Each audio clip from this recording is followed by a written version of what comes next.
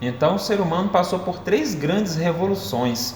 A primeira grande delas é a revolução cognitiva, onde o ser humano adquiriu consciência de si e o uso da razão, vindo junto com ela a experiência religiosa conceituando o sagrado. O sagrado nada mais é aquilo que eles precisavam para aquele momento, que é a chuva, o sol, a terra. Eles conceituaram baseando na sua própria vida, né? O masculino, sagrado feminino. Então, ali nós temos a primeira relação de sagrado, de religiosidade no Neolítico. E depois da segunda revolução, que é a revolução agrária, então eles criaram as primeiras comunidades agrícolas, aonde ficavam perto de grandes rios, porque ali aprenderam a criar animais e cultivar a terra. Isso criou uma relação de conflito de interesses perto desses terrenos onde tinham os recursos, e eles precisaram guarnecer esses recursos, criando muros em volta. E aí surgem as primeiras cidades. Então, a religiosidade passa a antropomorfizar esse sagrado, a conceituar ele com um corpo humanoide e na figura sempre de quem se comunicava com o sagrado, quem subia a montanha para poder chegar próximo do sagrado do céu. Então, essas pessoas são poucas que conseguiam chegar a isso, né? Essas pessoas eram chamadas xamãs. Esses xamãs, pessoas especiais, segundo a sociedade, elas eram elevadas ao ponto de serem líderes dessas comunidades, líderes dessas cidades. São ali os primeiros assentamentos humanos.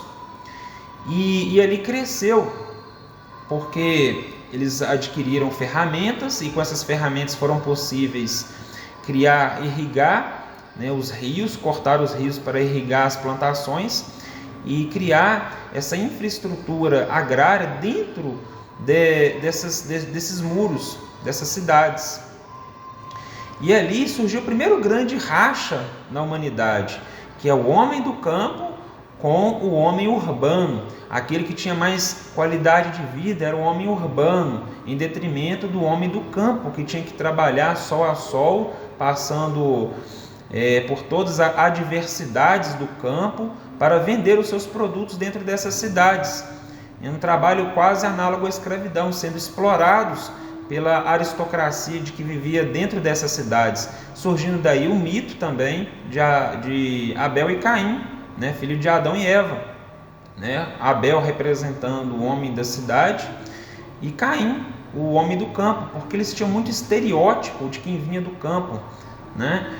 Eles não gostavam de quem vinha do campo trazer confusão, invasão, né, tomar seus recursos, né, porque eles se sentiam ultrajados, a revolta deles contra os homens da cidade. Essas cidades, muitas vezes, elas se dissolviam de dentro para fora, porque não havia um padrão. O líder era um líder religioso, então eles não se questionavam se a divindade estava certa ou errada, qual a moralidade do sagrado, né? Não se questionavam isso, apenas se adotava um centro de culto ali. Por exemplo, o culto falocêntrico. Quando o ser humano saiu de dentro da caverna, a caverna representando o útero da terra e o céu representando o sagrado masculino, então eles representaram em símbolos o falo, o sagrado masculino, para atrair o deus das tempestades. O deus das tempestades era invocado. Eles acreditavam que o espírito do deus das tempestades descia sobre o falo, o obelisco, que é o ponto, como se fosse um para-raios. O espírito dele descia sobre o obelisco. Ali era o centro de culto ao deus das tempestades, sempre próximo aonde isso acontecia, as chuvas, né, os períodos férteis durante o ano, né, aonde o clima era propício, né, E isso houve uma necessidade de criação de calendários, isso moldou a nossa história. Eles olharam para os astros para entender quando iria acontecer a próxima safra, onde eles poderiam administrar melhor as colheitas.